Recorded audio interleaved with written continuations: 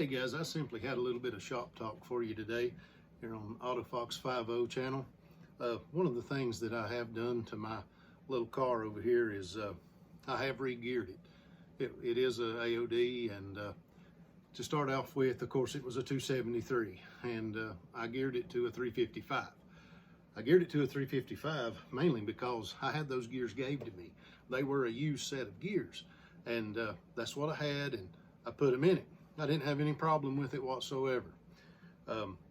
One of the things that I knew that I would have to do is verify my pinion depth.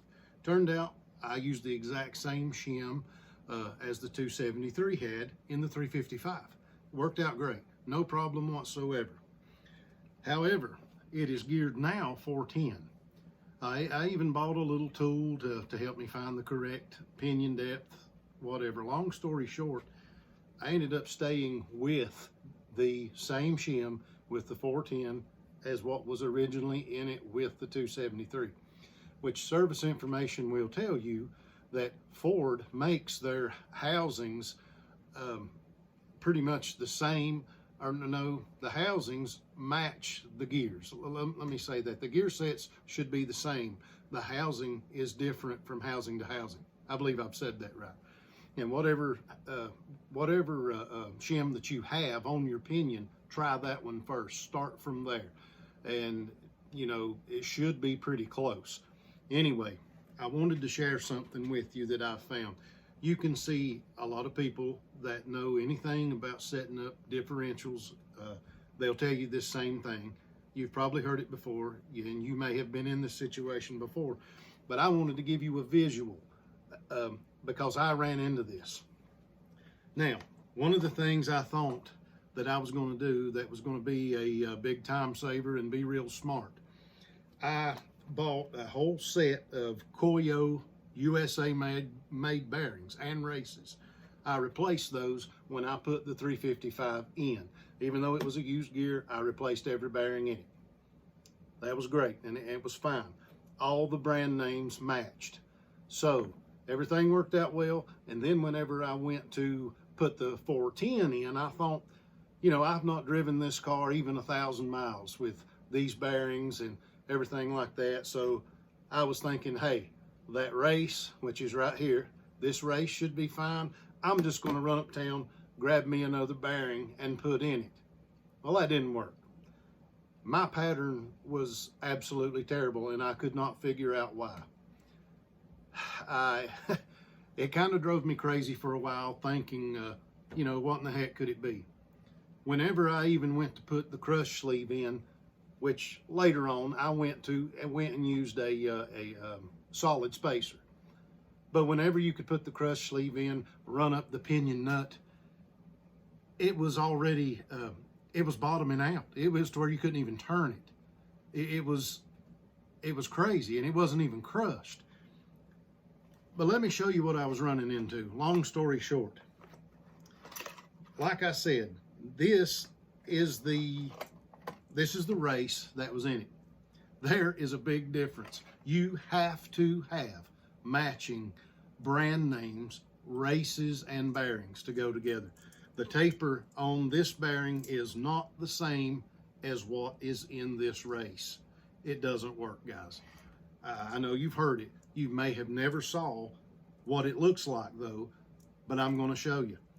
One thing I did with these, I ground these out. I went uptown, I bought one of the cheapest bearings that they had, because I really didn't like the idea of grinding on a USA made bearing and making a tool out of it.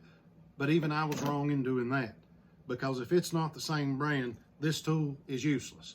The same way, this is a Napa bearing, and they're different from each other, but I did sort of the same thing with it.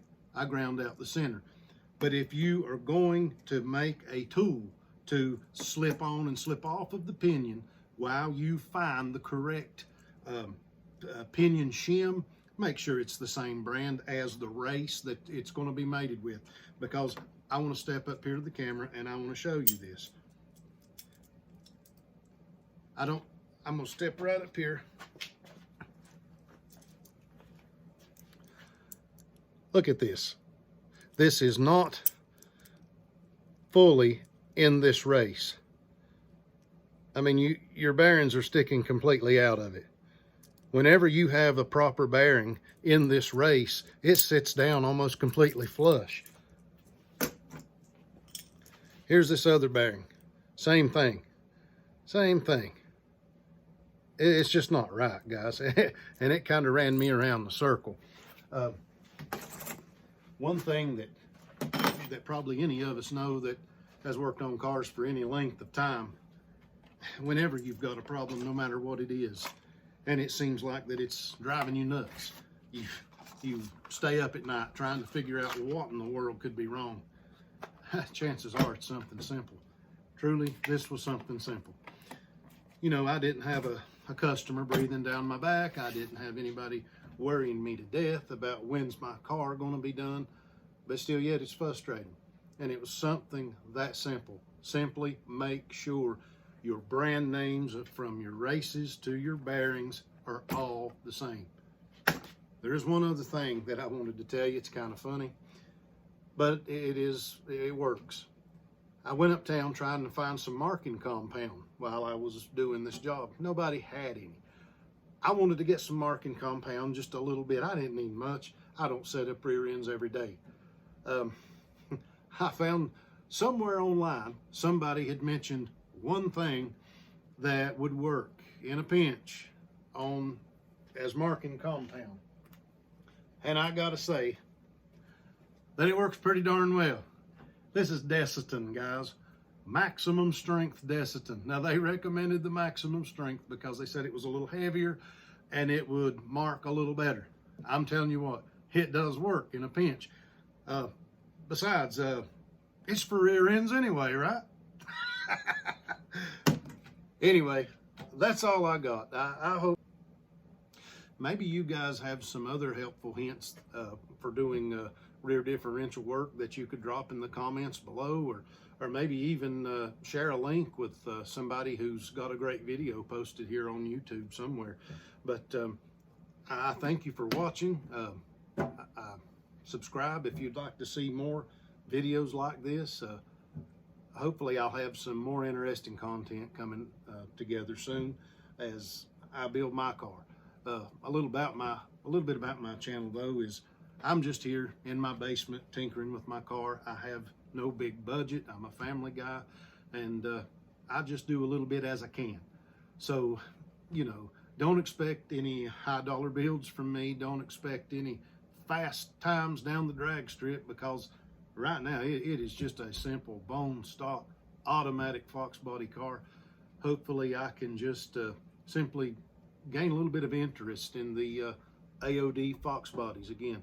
You know, a lot of people are of the opinion that if you don't have a 5-speed, you don't have a Fox body. And while I love 5 speeds are great, and there are more 5 speeds than there are AODs. And trust me, I would have bought a 5-speed instead of this car, but this car just simply caught my eye. I didn't care that it was an AOD. Caught my eye, I bought it, and I thought about changing it over, but at the same time, I thought, well, why not? Why not just keep it an AOD? Why not just love it for what it is? You know, that's kind of what I'm about here at this channel. I hope you've enjoyed it. Hit the like button if you did. If you didn't, well, that's okay too. You won't hurt my feelings. Have a good day.